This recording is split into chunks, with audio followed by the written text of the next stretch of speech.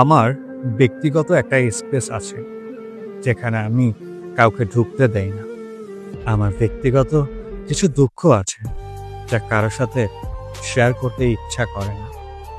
মানুষ বলে না, দুঃখ শেয়ার করলে কমে যায়। আমি দুঃখ শেয়ার করার মতো নিরাপদ স্থান পাই না। ছেড়েছি কত কিছু, আঁকড়ে ধরে রাখার সংখ্যাও কম নয়। অমানুষ অবাধ্য প্রাণী, ভালোবাসা দিয়েও আগলে রাখা যায় না। সময় যেতে চেয়ে বুঝিয়ে দিচ্ছে হাসি, কান্না, দুঃখ, বেদনা জীবনের অপরিহার্য অংশ। এগুলা বাদ দিলে জীবন পানসে পরিত্যক্ত প্লাস্টিকে জমে থাকা পানির মতো।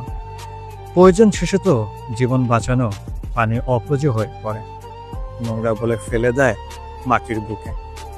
জীবন মূলত স্যাঁতস্যাঁতে জায়গায় বেড়ে ওঠা শ্যাওলার মতো। কখন কে পরিষ্কার করার বাহানায় জীবন থেকে ছুঁড়ে ফেলে দিবে বুঝে উঠতে পারি না। তাই আমার দুঃখ লুকিয়ে রাখা একটা স্বভাব। মানুষ যতই বদনাম রটায় ততই আমার নিজেকে আঁকড়ে ধরে বাঁচার সাথ।